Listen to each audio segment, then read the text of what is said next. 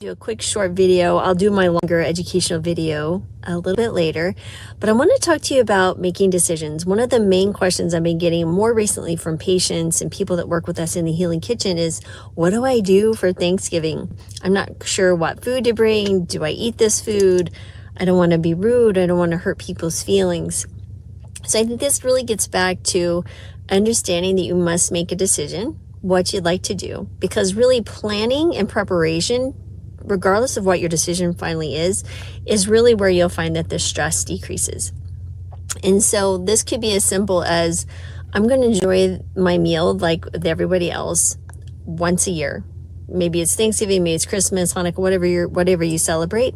And that's fine too, as long as you go in prepared, understanding that maybe if you've been eating more of a whole food plant-based diet more recently and you do consume some of that food, you may not feel so well afterwards. So there will be consequences to every decision, but you have to be okay with that. So that's why I'm all about making a decision, sticking with it, and then being okay with the outcome. Now, you may need some flexibility. You may decide that maybe I don't want to necessarily eat this, but now we've created more of a stress situation. So what I'd like to do is kind of work through some scenarios. Scenario number one is that you decide to go and just eat the foods that everybody else wants to do, and that's okay.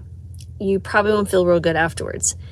Number two is that you bring one dish that you know that you can eat. That would be great too, right? So something maybe a little more hearty, that could be very helpful. Number three is speaking to the host or wherever you're going and asking them, hey, can I help bring some food? Can I come over and help you? Can I give you some of my dietary restrictions? That's another suggestion, especially if you know someone or their family. And number four is that you bring your entire meal. This is what we've chosen to do. So I'm actually here in the parking lot in a restaurant called Donna Jean's here in San Diego. It is quite delicious, and they offered catering for four. There's only two of us, but we're going to my son, his wife's family, who are not plant-based. We're bringing food and because I didn't want to be hungry and I wanted to enjoy their company without them having to worry, because I don't know these folks super well. I mean, I know them and they understand we're plant-based, but I also didn't want to have them stress. I mean, the holidays are busy enough without having to additionally two other people in their dietary choices. So that was the choice that we chose to make. So I'm waiting for the last few minutes till I can pick up the food. So that is one other strategy. The other strategy would be to host Thanksgiving at your home, right? If you are the one hosting it, you get to decide. Now, this is a really interesting precarious situation, and it really depends on how you view what you're doing. And then this is where I say it's really important to remember your why. So when I went first plant-based almost 13 years ago in early 2012, I didn't really think when we first went plant-based about the holidays until the holidays came.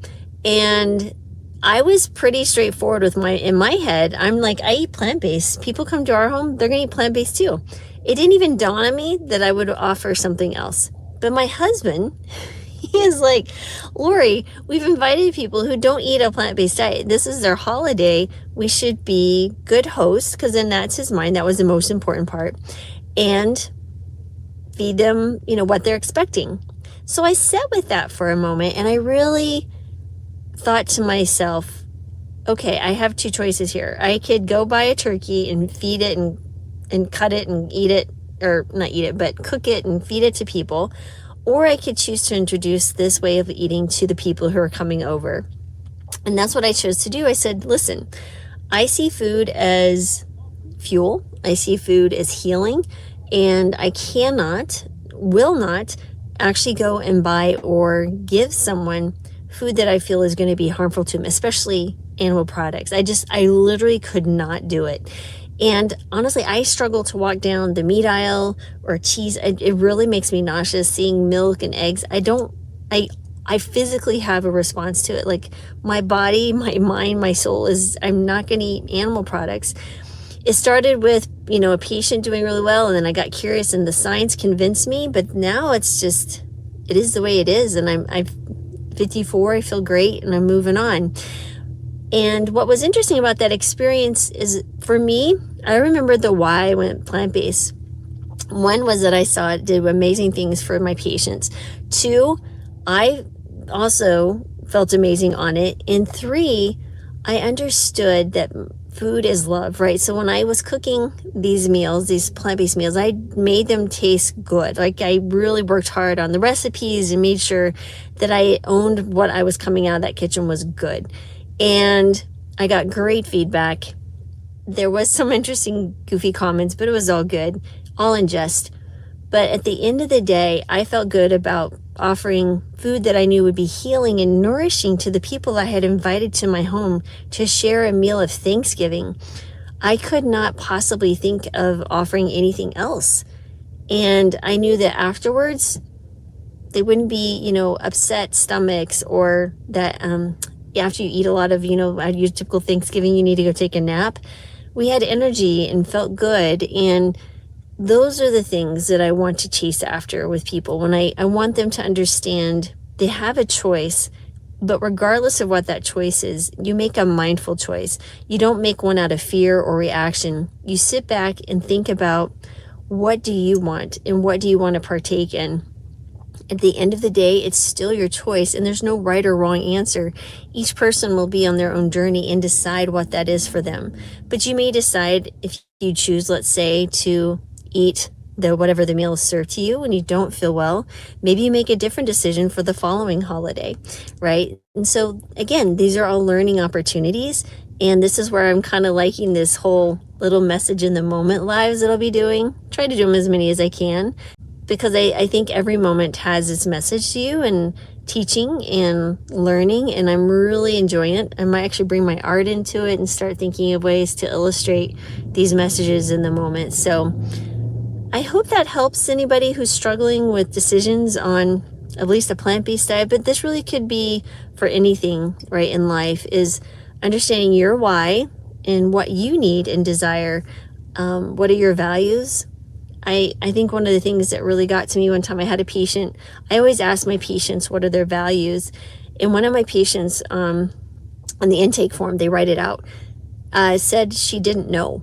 And that really broke my heart. Some people, I'll also say, what is your purpose in life? There's like, I don't have one. And that's okay too. I think that's fine.